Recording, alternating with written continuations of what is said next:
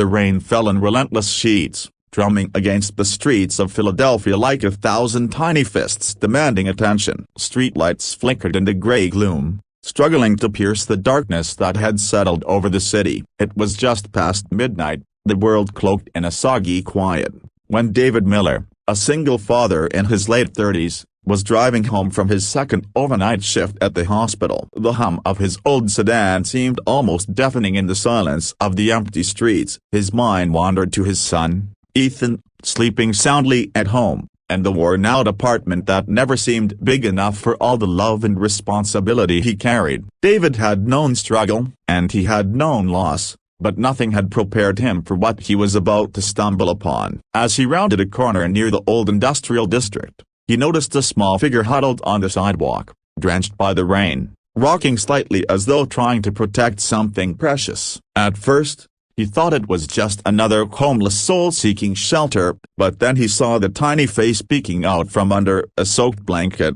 the muffled wails of a baby echoing through the storm. The woman holding the child was slumped against a streetlight, shaking violently, her scrubs plastered to her body, hair matted with rain. Something about her, the fragility in her posture, the way she seemed to be holding onto the baby with her entire being, compelled David to stop. He pulled over, heart pounding, as a wave of instinct and compassion surged through him. Without thinking, he stepped out of the car, the rain soaking him to the bone within seconds. He knelt beside her, his voice gentle but urgent, asking if she was okay. The woman lifted her head slowly, her eyes bloodshot and red, staring at him with a mix of fear and disbelief. The baby whimpered, pressing its tiny face into her chest, shivering. David could see the despair etched into every line of her face, the hopelessness that clung to her like the wet layers of clothing. It was then he realized that this wasn't just a woman caught in the rain. She had lost something far greater than a night's comfort. She had lost everything but hope,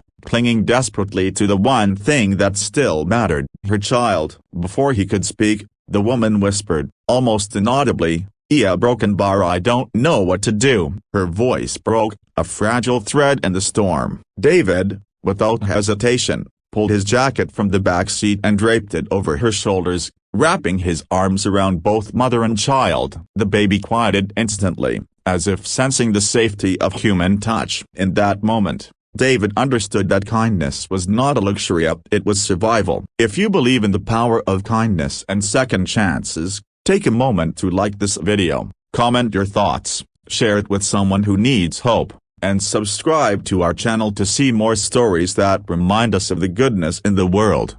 He helped her into the car, offering the front seat, while he took the wheel, driving aimlessly through the storm, unsure of where to go but knowing they couldn't stay there. The woman introduced herself as Claire Bennett, a nurse at the local hospital, her voice trembling as she recounted what had brought her to the edge of despair. Just a few hours ago, a devastating fire had consumed the apartment complex where she and her family had lived. Everything she owned, every memory captured in photographs and keepsakes, had been reduced to ashes. Her husband, who had been away on a business trip, had been unreachable, leaving her alone to face the nightmarish aftermath. And now, with the rain soaking through her scrubs and onto the floor of David's car, she felt completely unmoored. David listened without interruption, squeezing her shoulder gently as she spoke. He could feel the rawness of her pain, the trembling weight of her grief. For a moment, he thought about his own struggles, the loneliness of raising a child without a partner,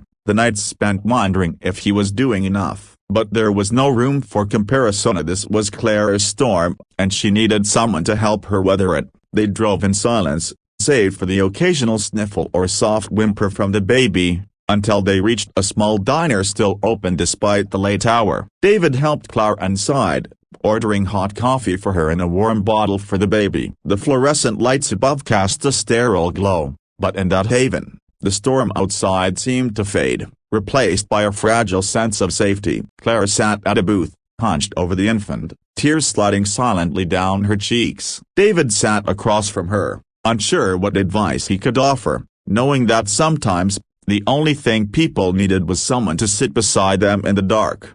For the next few hours, they talked in fragments, sharing stories of exhaustion, fear, And resilience. Claire revealed the countless shifts she had worked, the long nights spent comforting patients who had nobody else, and the quiet moments when she had felt invisible. David spoke of his son, of the daily battle to keep life steady, of the heartbreak and joy wrapped up in raising a child alone. There was an unspoken understanding between them, a mutual recognition of the courage it took to survive each day, even when the world seemed indifferent. Eventually, the rain slowed to a drizzle, the streets slick and reflective in the early morning light. David knew they couldn't remain in the diner forever. He suggested she come with him, offering temporary shelter at his modest apartment. At first, Claire hesitated, ashamed of accepting help from a stranger, but when she saw the sincerity in his eyes, the kindness that seemed unshakable despite the chaos of the night, she nodded quietly, tears welling again. The walk to his car was slow. David held the baby close, sharing his coat, while Claire leaned on him, her steps unsteady but determined. There was something sacred about the way strangers can become temporary angels, carrying each other through despair when the world has turned its back. In the car, they drove past burned-out buildings, the remnants of Claire's past life lingering like ghosts, and yet, there was an unspoken promise that the future could be different. At his apartment, David set up a warm space for Claire and the baby in the living room. Blankets, pillows, and soft toys transformed the corner into a small sanctuary. He prepared coffee and oatmeal, simple gestures of care that seemed monumental in the wake of her losses. Claire watched him, overwhelmed by the reality that someone could offer kindness without expectation, without judgment. In that quiet apartment, with the baby sleeping peacefully in her arms, Claire allowed herself to breathe for the first time in what felt like an eternity. Over the next few days, David helped Claire navigate the immediate chaos of recovery. They contacted local shelters, connected with charitable organizations, and even reached out to her hospital colleagues who had heard of the fire. It wasn't easy. Each call, each visit, each small task reminded Claire of what she had lost, but David's presence made the unbearable seem slightly more manageable. The baby's laughter became a beacon, a reminder that life could still hold joy even after devastation. Through it all, a bond formed between David and Claire, quiet and unassuming, built on mutual respect, compassion, and the shared understanding of what it meant to survive alone. There were moments of awkwardness, of uncertainty about boundaries and intentions, but they moved forward cautiously, recognizing that healing did not follow a straight line. David watched as Claire began to smile again, first hesitantly, then with a genuine warmth that lit up the room. It was a slow return to hope, a testament to human resilience and the transformative power of kindness. One evening, as they sat together on the couch, watching the baby sleep in a makeshift crib by the window, Claire turned to David, tears glistening in her eyes. She whispered that she didn't know how she would have survived the night of the storm without him, that his compassion had given her a lifeline when she felt ready to give up. David felt a lump in his throat, realizing that in saving her, he had also been reminded of the strength within himself, of the courage to care, the capacity to protect, and the beauty of finding connection in the most unexpected places. Weeks passed, and life slowly began to regain a fragile normalcy. Claire secured temporary housing, but she still visited David and Ethan regularly, a growing sense of family emerging where once there had been isolation. The baby thrived under their combined care, laughter and joy filling spaces that had previously known only hardship. David and Claire learned to balance their own needs with the responsibility of nurturing the child, discovering that love could flourish even amid uncertainty.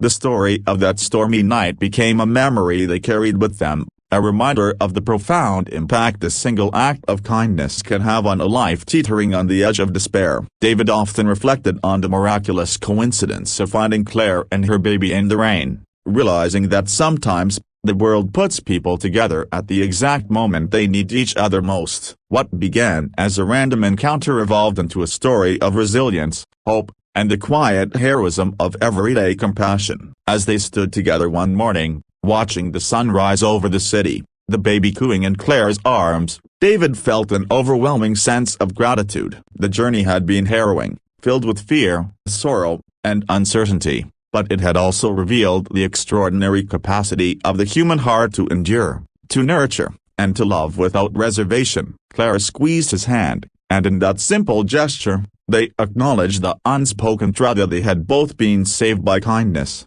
and in turn, they were learning to save each other.